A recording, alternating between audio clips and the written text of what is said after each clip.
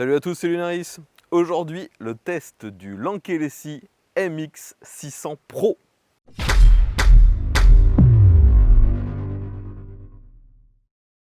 Donc les amis, si vous suivez régulièrement ma chaîne, vous avez déjà vu maintenant bon nombre de tests de vélos à assistance électrique de la marque Lankelesi. Donc aujourd'hui, de nouveau un modèle de cette marque, mais il a une énorme particularité par rapport aux autres que j'ai déjà pu tester.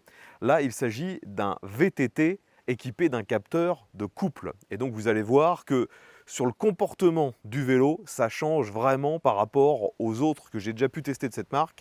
Les autres étaient plus comparables, on va dire presque à des cyclomoteurs électriques. Là, il s'agit beaucoup plus d'un vélo. Donc bien sûr aujourd'hui, comme d'habitude, on va passer en revue toutes les caractéristiques de ce modèle et vous verrez également de nombreux plans qui ont été filmés avec mon frère, des plans qui viennent de sa chaîne MC Aventure. D'ailleurs, je le répète, mais si vous êtes intéressé par les tests de vélo, je vous invite à aller consulter sa chaîne et éventuellement même à vous y abonner. Vous verrez l'intégralité de nos balades. Donc comme je vous l'ai dit, Lankelesi maintenant c'est une marque un peu connue et c'est surtout une marque qui propose la plupart du temps des vélos performants, un petit peu chers, il faut l'avouer, et souvent des fat bikes. Là, on est sur un modèle vraiment différent. Vous voyez déjà qu'il ne s'agit pas d'un fat bike. On a un cadre qui est assez énorme, qui reprend aussi les codes esthétiques de chez Lankelesi avec ce noir et orange. Mais mis à part le cadre qui est énorme pour accueillir la batterie, qui est la même que sur plein d'autres modèles de cette marque. Donc c'est une grosse batterie en 48 volts et elle a environ 1 kWh de stockage. Mis à part ça, le vélo est plutôt dans une configuration classique pour un VTT. La première chose qui choque quand on est habitué au fat bike Lankelesi, c'est qu'ici, il s'agit de pneus en 27,5 pouces et des pneus qui sont bien sûr beaucoup plus étroits. Exactement, donc ce sont des pneus de chez Maxxis. Et l'avantage, bien sûr, d'avoir des pneus plus fins et d'un diamètre supérieur, c'est que ça vous permet de moins forcer, il y a moins de résistance au roulement. Et ce sont des pneus d'une taille standard pour les VTT, donc vous trouverez beaucoup plus facilement des pneus si jamais vous voulez les remplacer, ce qui est parfois un peu compliqué en France lorsque ce sont des fat bikes avec des pneus très larges. On trouve difficilement parfois les références de pneus dans les magasins. Maintenant, l'autre différence par rapport aux autres Lankelesi qu'on a pu tester, c'est qu'ici, on n'a pas un système à bimoteur, c'est beaucoup plus sage. On a un seul moteur dans la roue arrière, donc il est juste ici. Il est annoncé par Lankelesi comme développant 500 watts et jusqu'à 1000 watts en crête. Donc 500 watts nominal, 1000 watts en crête. Alors le vélo, lorsque vous le recevez, il est bien sûr conforme à la législation française et donc vous serez bridé à 25. Personnellement, j'ai voulu voir ce dont était réellement capable ce moteur, donc je l'ai débridé. Sur ce genre de vélo, la procédure est extrêmement simple, ça prend 30 secondes et si vous voulez le rebrider, c'est la même procédure dans le sens inverse. Donc j'ai pu tester ça sur route. Et en forçant un petit peu, parce que là, il n'y a pas d'accélérateur. L'accélérateur de mémoire, il est fourni, mais j'ai décidé de ne pas l'installer afin de réellement pouvoir juger de l'efficacité du capteur de couple. Et donc, moi, qui ne suis absolument pas un athlète, je ne suis pas sportif du tout, j'arrive à monter ce vélo à un petit peu plus de 40 km/h lorsque je force un peu sur les pédales. Donc, vous voyez que malgré que le moteur soit quand même moins performant que sur les autres Lankelesi que j'ai pu tester, ça reste quand même balèze. On arrive à monter à 40 km/h. Et ce n'est pas non plus un petit vélo, bien que ce ne soit pas officiellement un fat bike, vu que celui-ci pèse 30 kg avec la batterie. Donc vu qu'il s'agit d'un VTT, forcément avec mon frère, on a voulu voir ce que ça donnait lorsqu'on l'essayait un petit peu en chemin. Parce que sur route, je vous l'ai déjà dit, ça prend facilement 40 km/h si on force un peu. Si vous voulez maintenir du 25, vous ne vous creverez pas du tout, l'assistance est suffisante. Par contre, le problème pour moi avec ce VTT, c'est que si vous voulez vraiment avoir de grosses perfs en tout terrain, eh bien, c'est pas forcément adapté parce que déjà le vélo est lourd, je vous l'ai dit 30 kg, et surtout on a un capteur de couple et celui-ci fonctionne, mais il n'est pas forcément suffisamment réactif. J'ai déjà testé d'autres vélos avec des capteurs de couple où ne serait-ce qu'en posant le pied sur la pédale, tout de suite il détectait qu'on lui demandait de rentrer en fonction, il détectait qu'il y avait un effort. Ici, il faut quand même mettre beaucoup plus de force sur la pédale pour que celui-ci s'adapte et il faut que votre effort soit constant. Si vous relâchez un petit peu votre force sur les pédales, instantanément, le moteur vous donne moins de puissance, voire plus de puissance du tout. Donc quand vous êtes vraiment dans des fortes pentes, eh bien, ce sera beaucoup plus dur avec ce vélo que si vous aviez un vélo électrique avec un petit accélérateur pour vous aider, bien sûr. Et d'ailleurs, je pense que c'est pour ça qu'il est fourni dans la boîte, l'accélérateur. Ils ont dû s'apercevoir d'eux-mêmes que dans certaines situations un petit peu critiques, il était quand même préférable de donner un coup d'accélérateur pour ne pas se retrouver bloqué. Bon, ensuite, vu que c'est quand même un vélo un peu tout-terrain, ils ont mis un système de suspension à l'avant. C'est une fourche qu'on a déjà vue sur plein d'autres modèles de chez Lankelesi. Vous pouvez voir donc que celle-ci est réglable. On a cette molette rouge qui permet de raffermir. On peut même carrément bloquer la suspension si on ne veut plus du tout qu'il y ait de débattement. Et à l'arrière, par contre, vous voyez qu'il s'agit d'un cadre rigide. C'est ce qui se fait le plus souvent en fait sur les VTT. On a une fourche à l'avant et rien à l'arrière. Une autre pièce qui est strictement identique aux autres Lankelesi, c'est le freinage. Donc sur celui-ci, c'est un vélo quand même relativement haut de gamme. On a bien sûr du freinage avec des disques, mais surtout c'est à commande hydraulique. Donc ça freine très très bien, que ce soit devant ou derrière, il n'y a aucun problème. En plus, on a toujours ce petit système de réglage de l'écartement et aussi de la sensibilité. Donc franchement, moi je trouve ça parfait. Au niveau du freinage, il n'y a vraiment aucune crainte à avoir. Après, bien sûr, comme beaucoup de vélos à assistance électrique, quand vous le recevez, sur les 10-15 premiers kilomètres, pensez quand même à rôder un peu les plaquettes. Parfois, ça a un peu de mal. Bien que ce vélo soit essentiellement conçu pour ceux qui veulent faire un peu de chemin, vous pouvez également, bien sûr, envisager de l'utiliser au quotidien. Le vélo est équipé avec de l'éclairage, donc on a une petite lampe LED à l'avant. On a également le même feu que sur la plupart des autres Lankelesi, feu qui sert également à l'arrière de feu stop afin de prévenir les autres que vous êtes en train de ralentir. Donc là-dessus, aucun problème. Et en plus, que ce soit sur route, si vous roulez sur des flaques, sur une route humide ou en forêt, eh bien vous avez des garde-boue qui permettent de ne pas être éclaboussé ou repeint de boue à la moindre sortie. Donc les garde-boue sont en plastique.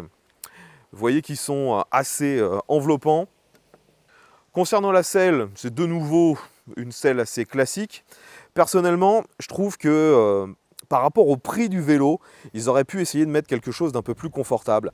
Car là, quand vous faites un peu de tout-terrain, vous n'êtes pas forcément l'océan en permanence sur la selle, donc ça passe. Par contre, sur route, vous avez plus envie de vous reposer sur la selle, c'est vite pénible. Elle est quand même très très dure, cette selle. Dernier accessoire qui peut être utile au quotidien, vous voyez qu'on a également le même porte-bagages que sur les autres Lankelesi. Donc celui-ci est assez large. On a quelques découpes dans le métal afin de mettre des tendeurs. Donc c'est plutôt pas mal, c'est pratique. Donc comme je vous l'ai déjà dit, avec mon frère, on a utilisé ce vélo aussi bien en ville qu'en chemin, qu'un peu en forêt. Et c'est vrai que, comme je vous l'ai dit, vu qu'il n'y a pas d'accélérateur, si vous le laissez dans la même configuration que moi, eh bien, vous serez obligé de jouer très fréquemment avec le dérailleur. Donc sur ce vélo, ils n'ont pas mis entrée de gamme, ils ont juste mis un petit peu au-dessus. Il ne s'agit pas d'un Shimano tourné, mais d'un Shimano Altus. Donc logiquement, c'est un petit peu mieux, ça fonctionne très bien. Par contre, moi, ce qui me chagrine un peu, c'est qu'il n'y a toujours que 7 rapports. J'aurais aimé que sur un vélo à ce prix-là, et en plus avec un capteur de couple, on ait au moins 8-9 rapports afin d'avoir encore une plage d'utilisation encore plus grande, de pouvoir mouliner encore plus facilement si nécessaire. Donc dans les très fortes pentes, vous allez rapidement vous retrouver sur le plateau qui vous permet de mouliner à mort. Et il va falloir quand même forcer sur les pédales afin que le capteur de couple comprenne qu'ils doivent délivrer la puissance pour vous aider. Et malheureusement, c'est quand même assez physique, hein. Quand, comme moi, vous avez maintenant l'habitude de la plupart des autres vélos de cette marque qui sont parfois même avec des bimoteurs, qui sont quasiment des mobylettes où vous ne mettez aucun effort, là c'est assez différent. On est beaucoup plus sur un vélo pour quelqu'un qui voudrait se maintenir un peu en forme. Mais là où je suis dubitatif, c'est que vu qu'il est beaucoup plus lourd, est-ce que quelqu'un voulant vraiment faire juste de la remise en forme ou du maintien en forme ne serait pas mieux sur un vélo peut-être avec moins de batterie, mais plus léger? Car là, on a une batterie énorme qui théoriquement peut vous donner jusqu'à 150 km d'autonomie. En réalité, comptez sur allez, à peu près la moitié de ce que vous donne, de ce que vous dit la marque, environ 70 km, et ce sera déjà très bien. Mais ça fait que vous vous trimballez en permanence une batterie énorme, un cadre énorme pour maintenir cette fameuse batterie. Est-ce que c'était le choix le plus judicieux? Je ne suis pas convaincu. Mais donc sachez que si vous voulez faire du tout-terrain avec, c'est faisable, mais ça demande quand même un engagement physique supérieur à ce que j'ai pu avoir sur les autres vélos de ce genre de chez Lankelesi. Ensuite, au niveau du guidon, vous voyez qu'on retrouve les mêmes périphériques qu'habituellement chez Lankelesi. On a déjà le fameux comment dire, bouton, enfin l'ensemble de boutons qui permet de naviguer dans les menus. On a une fonction par bouton, donc ça c'est parfait, on ne peut pas se tromper, c'est intuitif. Tout ça est bien sûr relié à cet écran couleur, le même que sur plein d'autres vélos de chez Lankelesi et aussi de chez Ducaway, vu que c'est la même marque. D'ailleurs, vous voyez que c'est écrit Ducaway en bas du compteur. On retrouve la vitesse, la charge de la batterie, le mode sélectionné de 0 jusqu'à 5. On a l'odomètre, les tripes, la vitesse max, moyenne, enfin, c'est assez classique. Comme d'habitude, par contre, je trouve qu'il n'est pas assez rétroéclairé. Et en plus, il est très brillant, donc on a du mal parfois à prendre les infos. Et si vous allumez l'éclairage, c'est encore plus faible au niveau du rétroéclairage, donc on ne voit presque plus rien. Sinon, ça fonctionne très bien. Donc finalement les amis, que retenir de ce MX600 Pro? Personnellement, je trouve que c'est pas un mauvais vélo, mais il s'adresse à une clientèle beaucoup plus restreinte que les précédents Lankelesi que j'ai pu tester. Celui-ci est réellement à réserver à des gens qui veulent une machine avec une grosse autonomie, un look un peu imposant, mais qui veulent néanmoins une capacité à faire du tout-terrain et surtout un vélo qui demande réellement à ce qu'on s'implique un peu physiquement dans le pédalage. Ce n'est pas une mobilette déguisée, c'est réellement un vélo à assistance électrique. Du moins, c'est le cas tant que vous le laissez comme moi dans la configuration d'origine. Si vous installez l'accélérateur, vous pouvez lui faire retrouver quasiment le même comportement que les autres Lankelesi et vous retrouver à 40 juste en jouant avec l'accélérateur et vous en servir comme une mobilette. Mais je ne pense pas que le vélo ait réellement été conçu pour ça. Maintenant, il va bien sûr falloir qu'on parle du tarif. Donc actuellement, ce MX600 Pro est disponible sur le site de Buy Best Gear. Il est à 1800 €. Et oui, je suis comme vous, je trouve que c'est une somme quand même relativement élevée. Après, si on peut essayer de justifier ce tarif, gardez à l'esprit que déjà Lankelesi est une marque qui d'habitude vend ses vélos relativement chers. Et vous avez une des plus grosses batteries du marché de chez Lankelesi. Et vous avez aussi un capteur de couple. Donc toutes ces pièces coûtent plus cher que du matériel, on va dire, plus standard. Donc voilà ce qui peut, entre guillemets, justifier le prix. Après, de mon point de vue, ça reste quand même relativement cher. Enfin voilà les amis, globalement tout ce que je pouvais vous apprendre sur le MX600 Pro. Si vous êtes intéressé par ce produit, vous trouverez bien sûr un lien dans la description. Ce lien vous permettra aussi de revoir toutes les caractéristiques du vélo si vous voulez en savoir plus ou si j'ai oublié de décrire certains paramètres.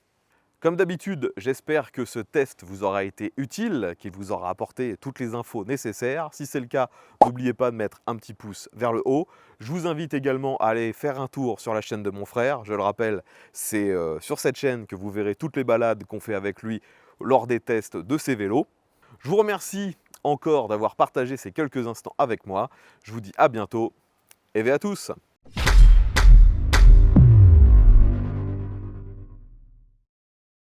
Comme sur beaucoup de vélos électriques, voyez qu'on a un contacteur ici à clé, je dirais plutôt une serrure, c'est pas réellement un contacteur justement, car cette serrure sert uniquement pour déverrouiller la batterie, ça ne sert pas à verrouiller le vélo. C'est pas réellement un Eman, vous l'aurez compris.